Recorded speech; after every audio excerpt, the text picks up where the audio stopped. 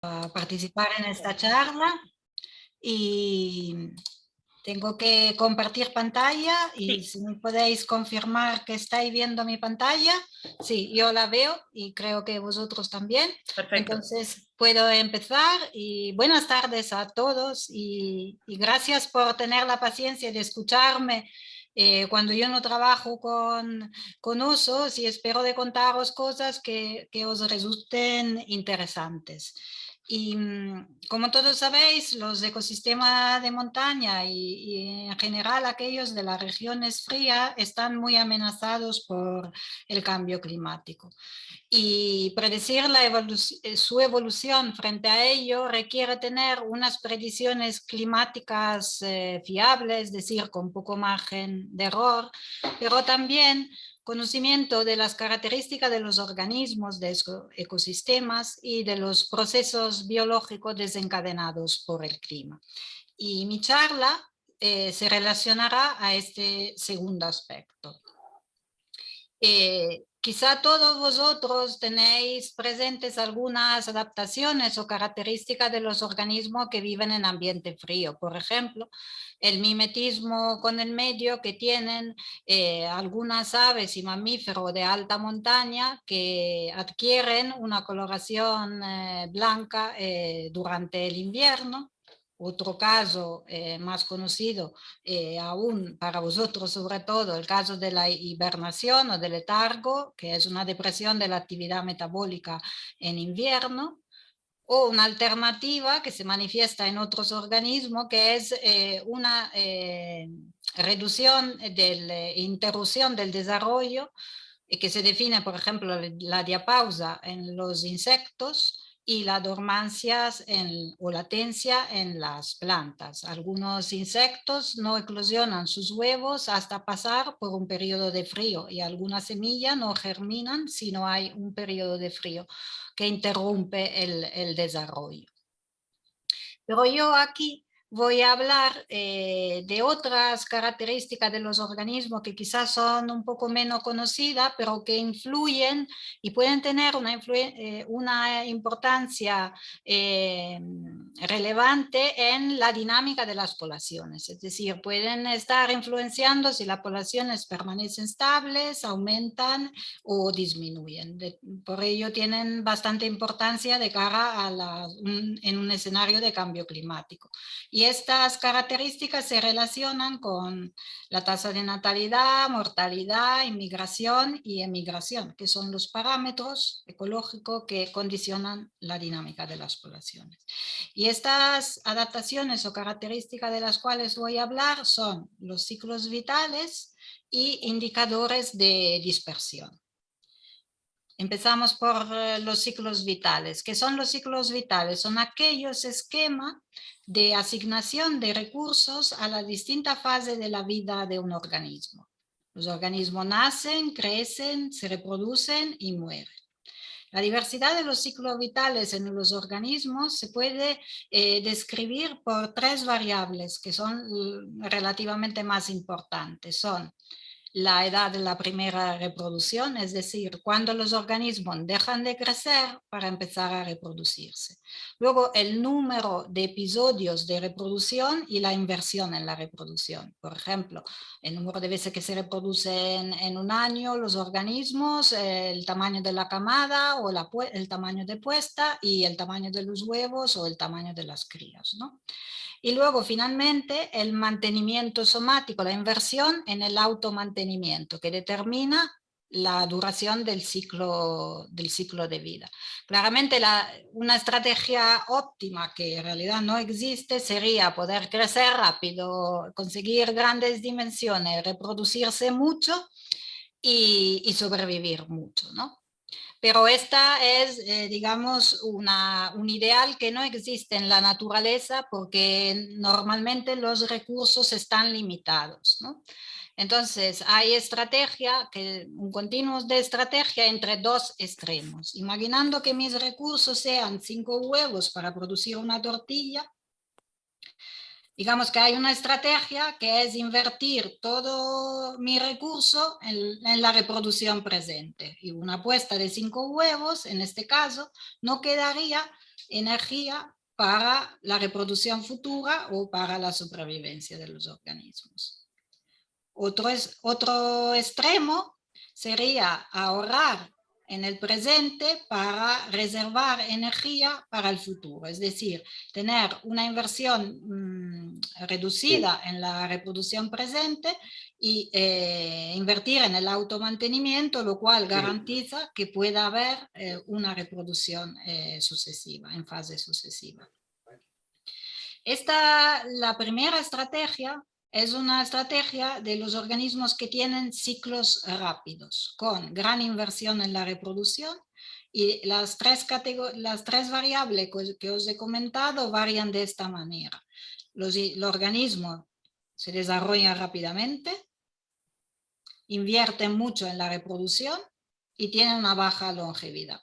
Y podemos usar una frase para describir esta estrategia de ciclo rápido, que es: vive rápido y muere joven, ¿no? Al otro extremo tenemos los ciclos de vida lento, que son prácticamente la estrategia de inversión en supervivencia, y que en este caso yo tengo un desarrollo lento, una baja tasa reproductora y una longevidad elevada. No hay una frase tan llamativa para describir esta estrategia, pero podemos decir que en inglés se usa una frase que se puede traducir así: no poner todos los huevos en el mismo cesto. Es decir, si yo me caigo y tengo todos los huevos en el mismo cesto, lo rompo todo. Y entonces no tengo más energía para el futuro. Entonces, para minimizar los riesgos, hay que poner los huevos en distintos cestos, ¿no? Entonces, como podéis ver de estos dos tipos de estrategia, hay dos variables que tienen una correlación negativa, que son una relacionada a la productividad o la reproducción o la fecundidad, que aquí vemos en el EGI, y la otra es la esperanza de vida. Y la esperanza de vida o la supervivencia, que aquí está en el eje Y. En esta gráfica se enseña la correlación negativa que hay entre supervivencia y reproducción en las especies de mamíferos. Cada punto es una especie, ¿no? Entonces hay una correlación negativa. En este marco, aquí azul en alto a la izquierda, habría las especies con ciclo rápido, mucha reproducción, poco queda por la supervivencia. Y en el otro extremo, a la derecha y abajo, la especie con ciclo lento. Los osos, para decir, están dentro de esta categoría de ciclo lento, aunque tengan alguna peculiaridad, que es el pequeño tamaño de las crías, pero en general son especies longevas y tienen todo el resto de categorías de las historias vitales típicas de las especies con ciclo lento, ¿no? Entonces, otra cosa que no he comentado es que aquí hay especie con ciclo lento y rápido y lento, pero no hay especie en este cuadrante que serían con poca fecundidad y poca supervivencia, o en este otro cuadrante con los super, que mucha fecundidad y mucha supervivencia, ¿no? Entonces, el hecho que todas las combinaciones no sea posible, sugiere que haya ciertas restricciones en las posibilidades de los ciclos de vida. De hecho, casi todos los organismos tienen estrategias que se distribuyen en un continuum de variación que va de los ciclos rápido o lento. Eso se llama el continuum de las historias vitales, rápido y lento. Y de un extremo hay especies que invierten mucho en la reproducción, luego habrá otras especies que invierten un poco menos en la reproducción y un poco más en la supervivencia, y así hasta llegar a los grandes supervivientes. ¿Y por qué hay esta diversidad de historias vitales? Pues porque hay una gran diversidad de ambientes, y ambientes distintos favorecen distinta estrategia en los organismos, ¿no? Por ejemplo, en los ambientes que son muy productivos y muy ricos, en que hay elevada disponibilidad de recursos, que pueden ser alimentos por organismos heterótrofos, los animales, o la luz por el organismo autótrofo, la planta. Pues en estas condiciones se favorecen estrategias con una elevada inversión en la reproducción y con un crecimiento rápido, porque hay energía disponible y mejor usarla, si hay, ¿no? Y esto a detrimento de la duración de los ciclos de vida. Entonces, en estas condiciones hay ciclos rápidos. Y cuando hablamos de inversión en reproducción, no es solo inversión en el tamaño de la cría o el número de crías, sino en aquellos caracteres o rasgos de los organismos que facilitan la reproducción. Y estos son los caracteres sexuales secundarios. Por ejemplo, aquí veis unos camachuelos, pues la coloración, ¿no? del macho, o el canto de los machos en el caso de las aves, pero puede ser un display, una lucha entre machos, como puede pasar en los mamíferos, ¿no? En este caso, esta inversión en caracteres sexuales secundarios va a entrar en el paquete, digamos, de la inversión en la supervivencia, en la reproducción. Y tiene, digamos, efectos que pueden ser negativos sobre la supervivencia misma de los organismos que tienen estos rasgos costosos y que favorecen la reproducción. Luego hay otra característica ambiental que puede determinar digamos, que se desarrolla en ciclo de un tipo o de otro, es la presencia de perturbaciones. Ambientes perturbados pueden ser perturbados porque hay perturbaciones bióticas, es decir, por ejemplo, la depredación, es una forma de depredación, de perturbación biótica, o perturbación abiótica, eventos climáticos extremos o otra carencia de recursos por alguna razón repentina. Y entonces, cuando hay ambientes perturbados, las estrategias de los organismos que son favorecidas son estrategias de gran cuidado parental para aumentar la supervivencia juvenil y gran inversión en el automantenimiento, en la supervivencia. ¿Por qué? Porque si no hubiese esta inversión, los organismos no supervivían hasta reproducirse. Y esto resta energía a la inversión en la reproducción en cada evento reproductivo. Entonces, o se producen muchas crías con poca pequeña que se cuidan poco, o se producen pocas crías que se cuidan mucho, ¿no? Entonces, cuando hay mucha depredación o mucha probabilidad de perturbaciones de otro tipo, pues se desarrollarían ciclos lentos. Entonces, en las montañas, ¿qué condiciones ambientales hay? Pues primero hay una disminución de la temperatura con la altitud, predecible. La temperatura disminuye 0,6 grados cada 100 metros de altitud. Entonces, se trata de ambiente, cuanto más subimos en altura, que son cada vez más pobres y poco productivos. Al mismo tiempo, la temporada buena en alto es más breve, la estacionalidad es más fuerte, porque la temporada de crecimiento y de reproducción es reducida a los pocos meses buenos de primavera-verano. Y también hay mayor probabilidad de evento climático extremo, que son aquellas perturbaciones abióticas. Entonces, en base a toda la chapa que os he soltado antes del entramado teórico de qué historias vitales serían favorecidas, yo me espero que a las bajas altitudes haya individuos, se favorezcan estrategias de organismos que inviertan en la reproducción, reproductores. Y en las zonas altas, supervivientes. Esto es lo que nos esperamos. Yo os quería enseñar algunos resultados de nuestras investigaciones en la cordillera cantábrica, que como habéis podido entender son con aves por los dibujos que os he presentado.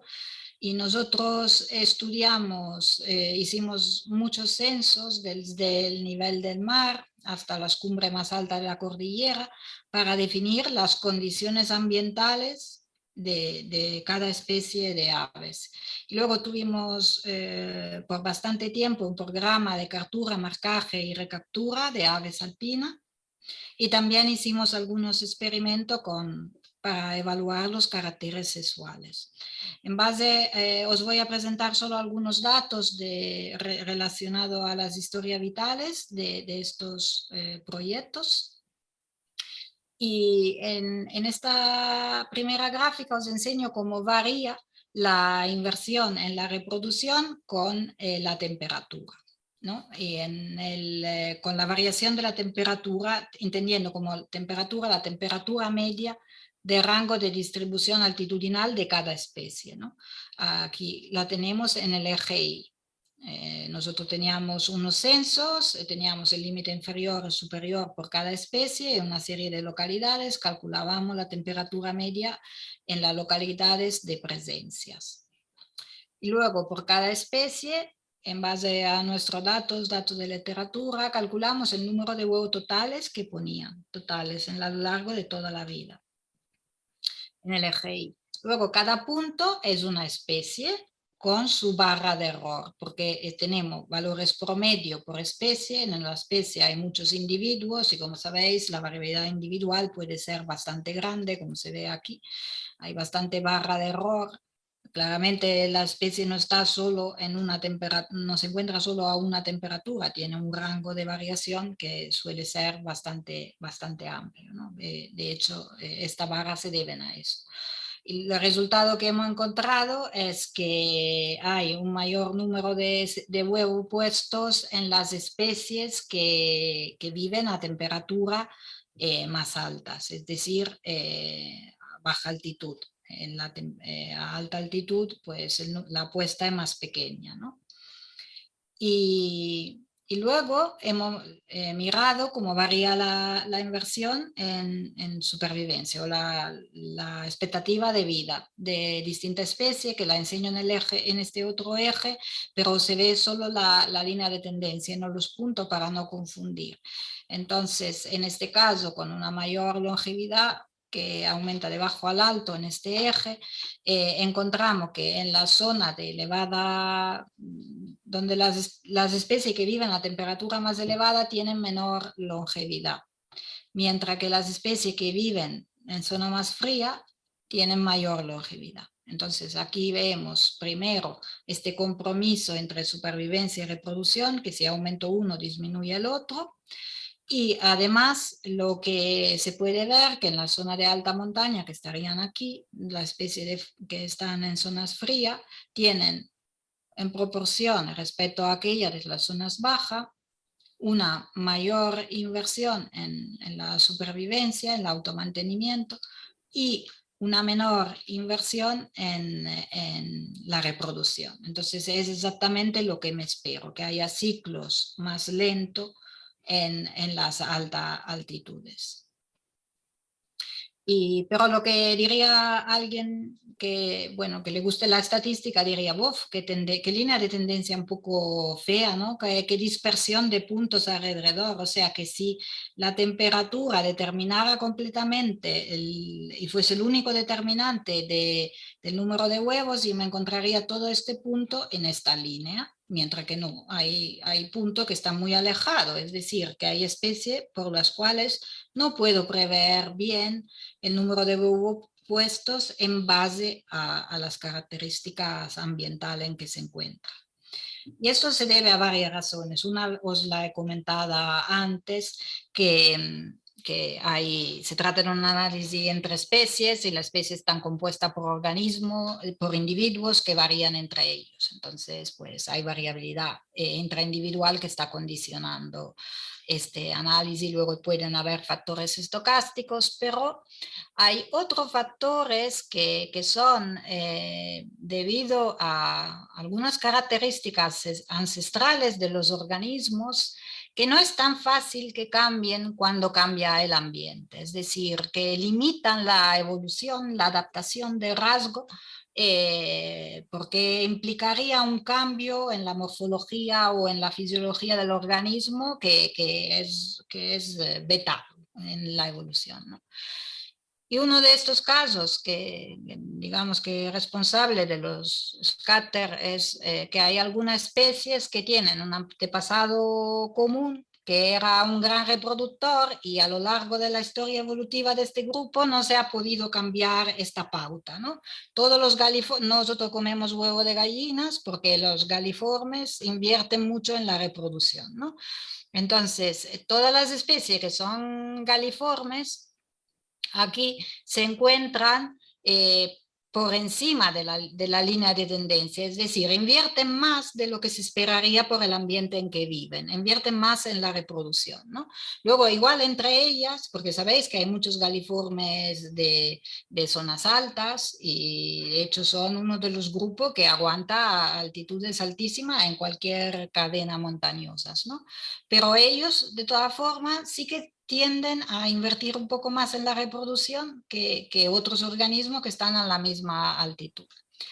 Al extremo opuesto encontramos las acipiriformes, ¿no? Las águilas, los buitres, pues gavilanes, azores. Estas especies invierten más en el automantenimiento de lo que se esperaría por el clima en que viven, ¿no? Y pues se trata de dos tipos de estrategia que comparten, digamos, que se deben a la estrategia que tenía un antepasado común y que no ha podido cambiar en el curso de la evolución por alguna limitación a este cambio, ¿no? A veces el ambiente es una fuerte fuerza de selección y de evolución, pero hay veces que no puede con la estructura, digamos, morfoanatómica fisiológica de los organismos, que limita el cambio, ¿no? Se opone al cambio. Y ahora vamos a comentar algo de los señales sexuales, porque he comentado que estas serían incluidas en el paquete de la reproducción, ¿no? Que son una inversión en la reproducción. Y os voy a hablar del bisbita alpino. El Anthus pinoleta, que es una especie típica de la montaña asturiana, se encuentra por encima de los 1000 metros y llega hasta la cumbre, a las zonas más altas. Y esta especie, vosotros diráis, vaya inversión sexual tan sosa, un bicho marrón, y no, porque este bicho se pasa auténticamente todo la primavera y verano cantando, porque defiende los territorios, el macho, defiende el territorio de la agresión de otros machos. ¿Por qué defiende el territorio? No por otra cosa, sino porque ahí está una hembra, su pareja, que está acumulando recursos para poner los huevos, ¿no? Entonces, cada macho defiende el territorio cantando para evitar que entren otro macho. Está señalando que ahí es su casa, ¿no? Con este canto. Y además no canta posado, canta en vuelo constantemente. Entonces es una gran inversión de los machos durante el periodo de la reproducción. Aquí tenía un canto que descargué de la plataforma de Senocanto, que igual algunos conocen, de Bisbita Alpino, y os lo quería enseñar esperando que se pueda escuchar. No, esperad que eso.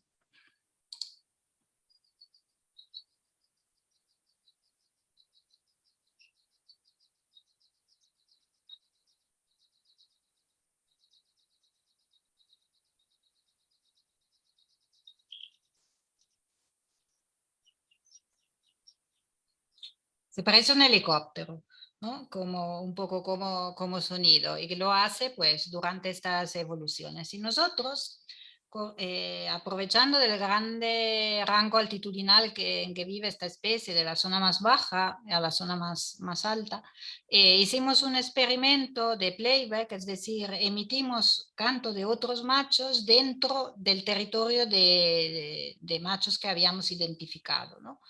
Y cuantificamos la respuesta agresiva del macho dueño del territorio, ¿no? La competencia entre machos es una forma de selección sexual, de selección intrasexual en este caso, que requiere una gran inversión. Entonces nosotros la hemos cuantificada para ver si las zonas de baja altitud o las zonas de alta altitud diferían en la inversión en la defensa territorial, ¿no? Entonces, en este experimento yo os quería simplemente enseñar un vídeo grabado en un territorio de un macho que ha sido estimulado con un reproductor. Aquí tengo que... el reproductor, aquí se ve la correa que está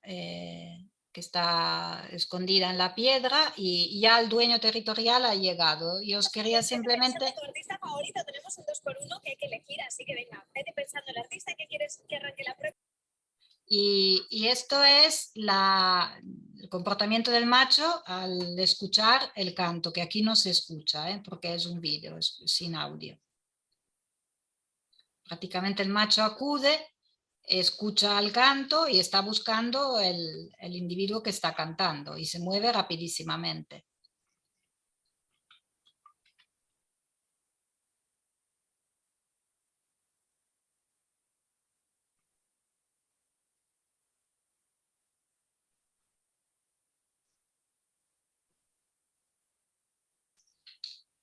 Y aquí se marcha definitivamente. Y os quería enseñar simplemente los resultados de una forma gráfica y que fuese rápida. Aquí se enseña que hemos mostrado en 2 altitudes, hemos puesto el reproductor con el canto. Hemos seleccionado 2000 metros como altitudes máxima porque si íbamos más en alto la población era muy rasa, los machos, los territorios muy separados, no sabíamos si eran individuos de buena calidad o no. Entonces hemos mantenido pues unas zonas que podíamos imaginar que todos los individuos eran de buena calidad, que eran buen territorio, ¿no? Pero lo que hemos encontrado era que la mayor respuesta agresiva, si los machos que acudían antes al reclamo pasaban mucho tiempo buscando alrededor, se daba en las poblaciones más bajas.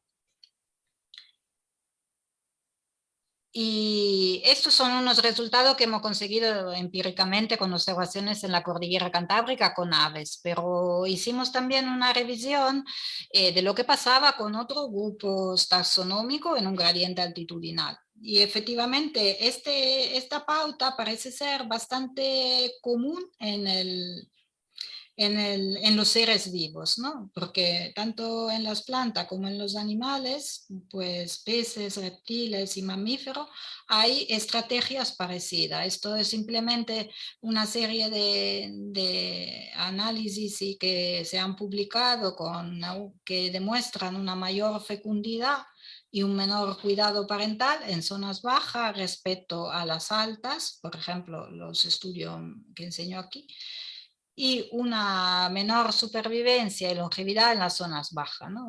Siempre reproducción y supervivencia separado. Y por ejemplo, en las plantas de los prados, pues son plantas anuales en las zonas bajas, y mientras que no hay plantas anuales en las zonas altas, que es una estrategia completamente distinta. De hecho, hay algunas plantas herbáceas, como del género Carex, que son parecidas a las gramíneas, que están en zonas altas y que se ha podido mirar la edad mirando el rizoma, y hay Carex, individuos que tienen más que 100 años de vida en las zonas altas. Entonces está demostrando esta gran longevidad de las especies alpinas. ¿Y qué implicaciones tienen esta variación de los ciclos de vida que condiciona bien la reproducción, la supervivencia, 2 parámetros clave en la dinámica de las poblaciones? Pues por el cambio climático, de cara al cambio climático. Pues sabemos que hay especies que se están desplazando hacia el alto y por supuesto especies con ciclo vitales rápido están colonizando la zona alpina. Y esto puede ser un problema si el calentamiento es más rápido que la capacidad de respuesta de las especies alpinas, es decir, si las especies alpinas se mantienen como están, pues van a perder capacidad competitiva frente a las de zona baja que están subiendo porque se reproducen menos, son menos productivas. Entonces las otras muy productivas acabarían siendo muy abundantes. Entonces restarían recursos a ellas, ¿no? Entonces esto, pues mal, negativo. Pero por otro lado, en las poblaciones de zonas altas sí que los ciclos se están acelerando. Es decir, hay una cierta plasticidad y flexibilidad por el cambio o la posibilidad de evolucionar, ¿no? Y esto porque hay muchas especies de zona alta que viven en un gradiente altitudinal, ¿no? Entonces, en este gradiente hay muchas condiciones climáticas y entonces en las zonas bajas pueden ya tener ciclo más rápido dentro de las poblaciones respecto a las poblaciones más altas. Es decir, hay cierta diversidad de ciclo de vida dentro de la especie que puede ser útil cuando cambian las condiciones ambientales, porque había una de estas estrategias que se vuelve más favorable. Bueno, vosotros que conocéis muy bien el oso, pues sabéis que también el oso tiene variación de los parámetros reproductor a lo largo del gradiente latitudinal, en este caso, que es un gradiente climático, ¿no? Entonces, las poblaciones de oso que se encuentran más al sur inician la temporada de reproducción antes. Los ciclos se vuelven más rápidos al sur. Y os voy a explicar esta gráfica que enseña la latitud dentro de esta distribución. Y este punto amarillo he identificado de una tabla que corresponde a la población cantábrica, que sería la más rápida que hay, aunque no es la más al sur. Y aquí se indica el inicio de la temporada de la reproducción identificada en las hembras, ¿no? Entonces es el día, los días se cuentan poniendo 1 a enero y siguiendo. Entonces la población cantábrica sería, según este estudio, luego ya me diráis si me equivoco, pero la que son más temprana. Eso quiere decir que aquí hay ciclo más rápido. ¿Por qué? Porque entre otras cosas, bueno, aparte el fotoperiodo, pero también el clima es más cálido, claro, respecto a las poblaciones del norte que aquí se ven identificadas, ¿no? Entonces, eso es un ejemplo de esta capacidad de variación dentro de la especie que puede ayudar mucho, ¿no?, a su persistencia. Y luego hay este segundo aspecto que es importante de cara al mantenimiento de las especies alpinas en su hábitat, porque esta estrategia de ahorrar, es decir, de no poner todos los huevos en el mismo cesto, de no usar todos los recursos de golpe, sino de ahorrar energía para el automantenimiento, confiere a estas especies una inercia que garantiza que puedan persistir al menos por un tiempo. Luego igual habrá un desastre y desaparecerán todo de golpe, pero pueden resistir mucho mejor que las especies que tienen estrategia de reproductoras, ¿no?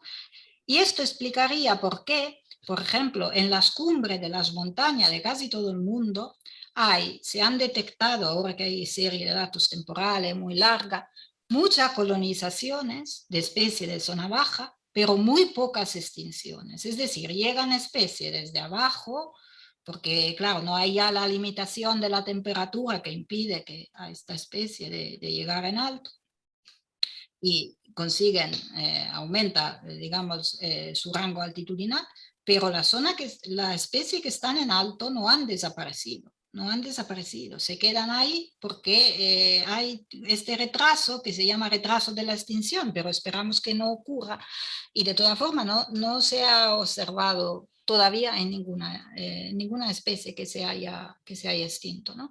Por eso, entonces, bueno, bien que ahorren, ¿no?, que así podemos disfrutar de ellas más tiempo. Y luego, un parámetro que es muy importante por digamos, la dinámica de las poblaciones alpinas es la posibilidad que haya dispersión. ¿Por qué? Porque son poblaciones que a menudo son pequeñas, y entonces si no hay la posibilidad que lleguen inmigrantes, pues son mucho más vulnerables. Estos inmigrantes las pueden rescatar, son nuevos individuos, nuevos reproductores, entonces es importante que haya dispersión, ¿no? Entonces, nosotros sabemos que en las montañas hay estudio documentado en muchísimos organismos de que hay un desplazamiento altitudinal hacia el alto, porque la especie que estaban en clima más cálido, pues se ven favorecida por el aumento de la temperatura y consiguen aumentar su altitud. Pero ¿qué pasa con la especie de las cumbres? Pues la especie de las cumbres, sabéis, no pueden ir más en alto porque no hay más en alto, pero bien podrían ir de cumbre más baja a cumbre más alta, ¿no? Entonces podían desplazarse entre cumbres. Si hay alguna zona que permanece bien, por ejemplo, aquí en la zona de la cordillera Cantábrica está Picos de Europa, que tiene característica más alpina que las otras cumbres que están más bajas, a ver si puede ser un buen refugio, ¿no? Para la otra que van. Pero hay una complicación en las montañas, que son islas, las cumbres, que claro, son ambientes aislados y se requiere para la dispersión un gran movimiento, mucho más del movimiento altitudinal, ¿no? Entonces, ¿tienen los organismos alpinos esta capacidad de saltar entre cumbres? Pues esto, en lugar que miraron en las aves, que desde luego, al menos en el rango de geográfico, de la magnitud geográfica de la cordillera Cantábrica, claramente se pueden desplazar. Nosotros hemos estudiado este fenómeno en insectos, que claramente son de dimensiones limitadas, entonces tienen capacidad de dispersión más limitada. En concreto nos hemos centrado en saltamontes y abejorros. Los saltamontes, los ortópteros, tienen variada estrategia de dispersión. Hay especies muy buenas voladoras, como esta que veis aquí abajo, es una locusta migratoria, que como dice bien su nombre, es capaz de buenos desplazamientos. Esta especie está en Asturias, es bastante rara, pero está. Y esta especie, como veis, tiene el ala mucho más larga del abdomen, y entonces es buena voladora. Pero luego, por otro lado, encontramos otra especie como esta, que es Brachyptera, se dice, porque tiene la ala corta, ¿no? La ala corta quiere decir. Y la ala le llegan a mitad del abdomen, esta pues no vuela, anda y salta. Y esta es otra especie que tiene ala vestigial, que aquí quizá no viene bien, porque como yo me la conozco, sé que el ala esta, una ala vestigial, que quiere decir es micróptera. No, esta también solo anda o camina. Entonces hay extremos. Luego hay los abejorros, que son un grupo de organismos, de insectos, de los buenos voladores, ¿no? Hay estudios publicados de que a veces los abejorros pasan y se pueden detectar en los radares que se usan para detectar la migración de las aves, o sea, a elevada altitud, y se ven reina de abejorro pues volar, ¿no? Que puede haber incluso pequeñas migraciones, ¿no? De estos. Entonces son buenos voladores, aunque se podía decir que por su tamaño, forma y peso podían no volar, pero como ellos no lo saben que no pueden volar, pues vuelan bien, ¿no? Estos dos grupos animales tienen comunidades de alta montaña bien diferenciadas. Os quería enseñar un ejemplo de típica comunidad que hay en las zonas altísimas de los picos de Europa. Encontramos dos especies de saltamontes endémicas. Una, la Podisma carpetana, que es endémica del norte de España, y Cortipus cazurroi, que no es endémico de León, pero es endémico de León, Cantabria y Asturias, es decir, se encuentra en, en Picos de Europa las vertientes, las tres vertientes de las tres regiones, y luego en Ponga y Herredes. Tiene una distribución muy pequeña. La Podisma carpetana es un saltamontes que quizá habéis visto algunos si vais en montaña, porque es muy abundante en verano y es bastante grande de tamaño, y llama la atención porque se parece a una avispa, ¿no? Y no se sabe si se parece a una avispa, quizá sea por evitar la depredación.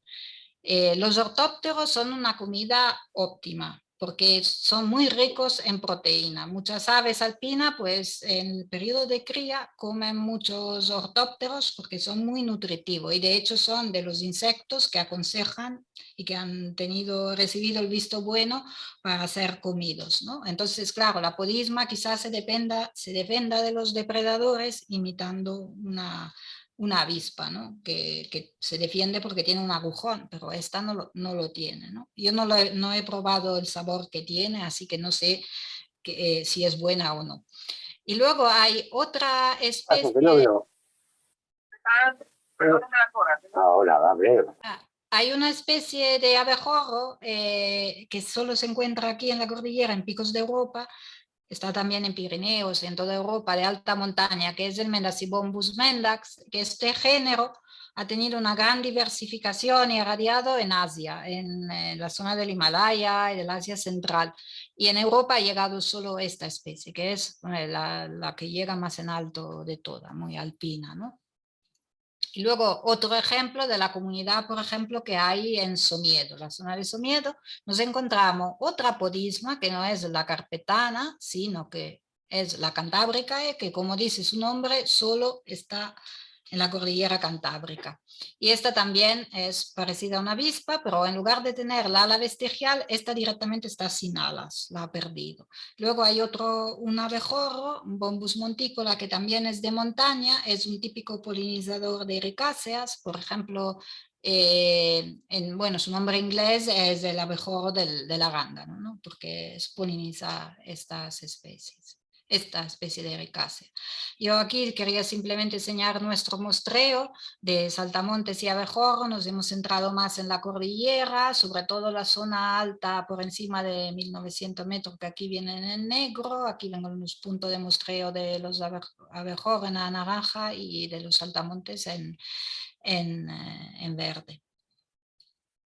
¿Y cómo hemos medido la dispersión? Pues en estas especies no podemos dar GPS o otro aparataje porque realmente son muy pequeñas. Entonces, bueno, un buen indicador de la dispersión, sobre todo para medirlo de forma en toda la comunidad, es medir la longitud del ala, que es buen indicador de cuánto vuela el animal. Entonces, nosotros hemos medido la longitud del ala relativa al tamaño corporal, ¿no?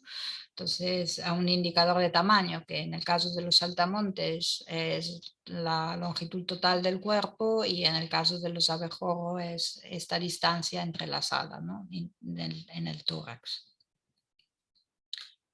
Y aquí os quería enseñar en estos dos grupos cómo varía la longitud media de las alas de las especies respecto a la altitud media que ocupan estas especies. En el eje Y viene la altitud media de ocupación del hábitat de la especie, calculada como os he enseñado en los pájaros, entre todas las localidades, pues la media de la altitud de presencia. Y en el eje Y viene la longitud relativa del ala. En los saltamontes hay una tendencia un poco más clara que en los abejorros de disminución de la longitud del ala con la altitud, ¿no? Que las zonas bajas tienen saltamontes con ala mucho más larga. Y en los abejorros hay un poco de dispersión en las zonas más bajas, pero en las zonas altas también. Las especies de zonas altas son aquellas que ala más corta tienen, ¿no? Y si miráis, las especies que he marcado con un círculo negro son exactamente aquellas que os enseñé, que ocupan la zona más alta, ¿no? De las dos podismas, Cortipus y los dos bombus. Esto, en el caso de los saltamontes, os he comentado, uno es braquíptero, otro es micróptero, otro es áptero, estas seguramente no se dispersan. En el caso de los abejorros, ¿cómo sabemos si tienen la ala más corta, si se dispersan menos? Pues hay unos investigadores ingleses que hicieron un estudio en que cortaron las alas a unos abejorros ligeramente para ver cómo volaban.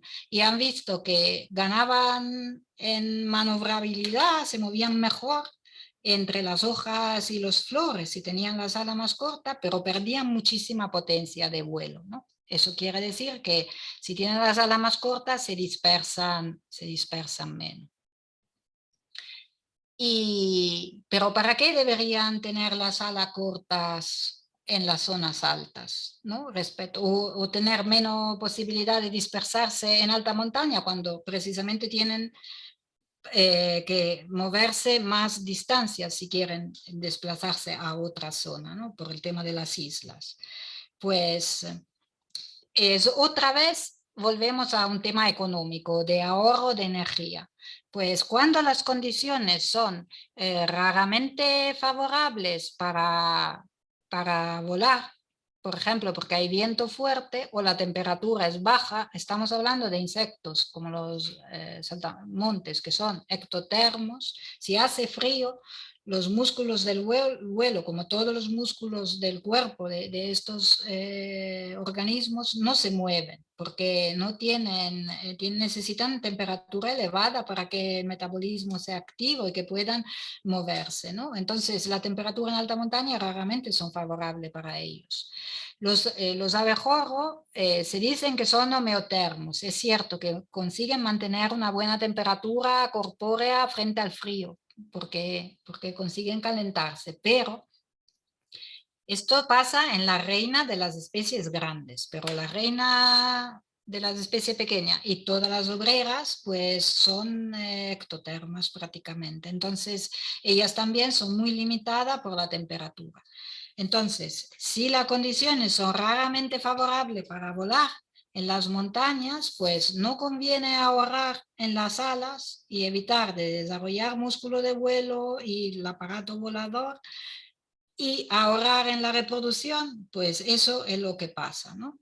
Y nosotros aquí en los saltamontes lo hemos podido medir porque haciendo una disección del abdomen se pueden ver los ovariolos, que son del tamaño de los huevos que se pondrán, y hemos podido medir el volumen, ¿no?, de cada ovariolo. Entonces hemos relacionado por cada especie la longitud del ala versus el tamaño de los huevos que pone esa especie. Y hemos encontrado esta relación negativa, es decir, las especies que tienen huevos más pequeños tienen ala más desarrollada. Las especies que tienen huevo más grande tienen ala menos desarrollada. Es decir, hay poca energía y pues se la quitan a la dispersión y se la invierten en la reproducción, ¿no? Entonces, dentro de mi planteamiento inicial es qué tipo de movimientos son posibles en las montañas, movimiento hacia el alto, pero es posible que se desplacen entre cumbres, pues con lo que os he comentado de la reducción de la sala, pues esto es altamente improbable, entonces no habría esta posibilidad. Esta especie está atrapada ahí. Y esta gráfica es de un artículo que se ha publicado recién que enseña en la parte alta, la 3 gráfica alta, son la distribución actual de 3 especies del género Podisma, 2 de las cuales, la carpetana y la cantábrica, son las que he mencionado yo, ¿no? Que una se encuentra endémica del norte de España y la otra está solo aquí. Luego hay una podisma que está solo en Pirineos, que es la pedestris, y está también en Alpes. Y esta es la distribución actual en alto, y abajo es la distribución en el último máximo glaciar, en las glaciaciones. Se trata de especie alpina y pues entonces en aquella época para ellos era lo ideal. Entonces mirad qué distribución mucho más amplia tenían estas especies entonces y ahora, que están relictas prácticamente en las cumbres ahí. Entonces, para llegar a una breve conclusión, podemos decir que muchas especies de alta montaña, en este caso insectos que son buenos dispersantes como los abejorros o insectos que son un poco menos dispersantes como los saltamontes, en ambos casos pasa, tienen escasa capacidad de dispersión y están atrapadas en las cumbres. Entonces, ¿qué hacen aquí? Bueno, aparte de extinguirse, que podría ser una opción, pueden resistir en refugios, desarrollar una mayor flexibilidad, ¿no? O un cambio evolutivo, es decir, pues que haya cierta plasticidad o variabilidad que permita pues que cambien y persistan en esas condiciones, ¿no?, nuevas. Y he mencionado los refugios porque es muy importante por microclimáticos, sobre todo porque es muy importante por esta especie pequeña que no pueden dispersarse mucho, pero sí que pueden andar un poco en los prados, ¿no? En esta foto de un artículo de los Alpes se enseña un prado de los Alpes fotografiado con una cámara térmica, que viene aquí la fotografía agrandada en la derecha. Y aquí se puede ver la variedad de microclima que hay, la zona más fría en violeta, donde hay neveros, y zonas verde, temperatura media, y hasta zona muy cálida, donde hay más roca, y esto es en verano, ¿no? Entonces, si las condiciones son así, pues hay bastante refugio. Y esto también es una de las razones por las cuales las plantas alpinas normalmente aguantan, ¿no? Bastante las condiciones, encuentran un refugio, ¿no? Porque pues hay mucha variabilidad, mucha más de lo que esperamos, imaginamos nosotros, ¿no? Entonces, simplemente una breve conclusión. La fauna y la flora de montaña es amenazada, es cierto, pero en el caso de la cordillera Cantábrica aún más, porque son montañas bajas. Y yo lo que he enseñado ahora es que hay muchos organismos que ya viven en las cumbres. Y de hecho, los saltamontes que os he enseñado no solo están en la cumbre, están en el lado norte de cada cumbre. Es decir, que ya están en su micro refugio. Y por esta especie no hay posibilidad alternativa, porque son especies endémicas que solo hay aquí. La única forma es intentar frenar el calentamiento global. Y con esto he concluido mi charla y quería agradecer a todos los colaboradores que he tenido en estos años que han ayudado a la recogida de tantos datos, y por supuesto vosotros por la paciencia que habéis tenido en escuchar algo que no esté relacionado, digamos, directamente a quizá vuestro ámbito de interés. Muchas gracias.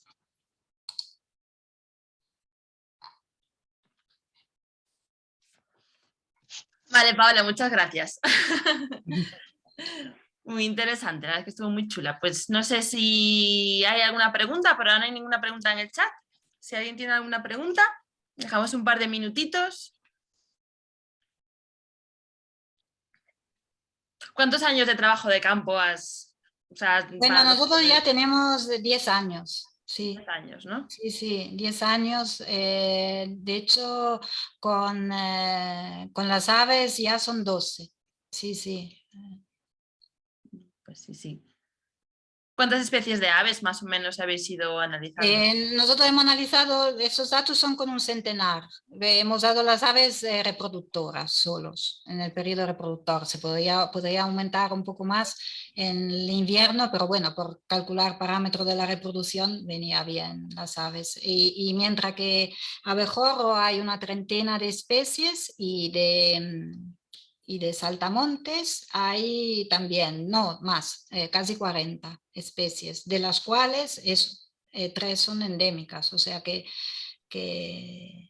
si uno busca, encuentra cosa típica de aquí, ¿no? Que merece la pena al menos conocer, ¿no? Mira, sí. Sí. Vale. Entonces, en el caso de las aves, bueno, es fácil, censos con prismáticos, y luego la captura la hacíamos con los paseriformes, con redes japonesas o con cepos maya, con insectos de atractor. Y mientras en el caso de los insectos íbamos con mangas de cazamariposas, y nuestro plan era mostrar una hora una superficie de circular de radio de 100 metros. Y ahí estábamos una hora. En el caso de las aves pasábamos solo 10 minutos de vista y escucha. Se fue, se perdió. Ahí no ha...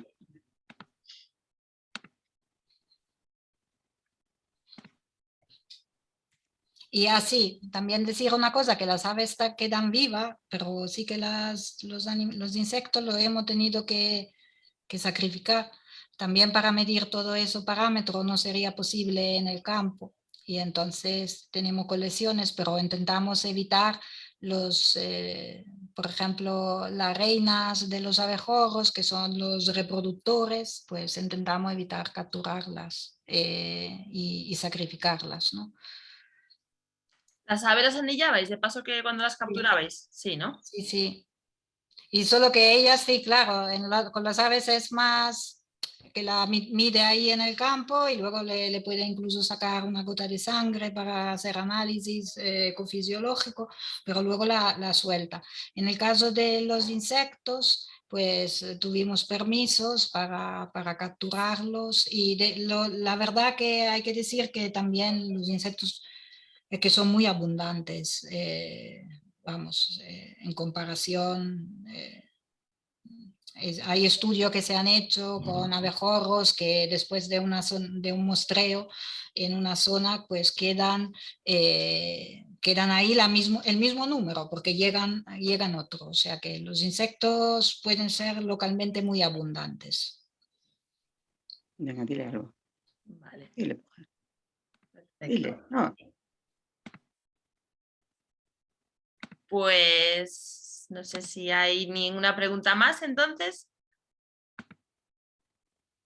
Pues nada, Paola, muchas gracias por estar con nosotros. Nada, recordar, la charla va a quedar grabada en YouTube. Si alguien la quiere volver a ver, si tú quieres compartirla o lo que sea, queda ahí. Y bueno, cualquier persona que tenga alguna duda se podrá poner en contacto contigo, ¿no? Por mail, a través de tu contacto. Y nada, pues muchas gracias por estar todos aquí y nos vemos en la siguiente charla. Entonces, Vale, gracias. Hasta luego. hasta luego.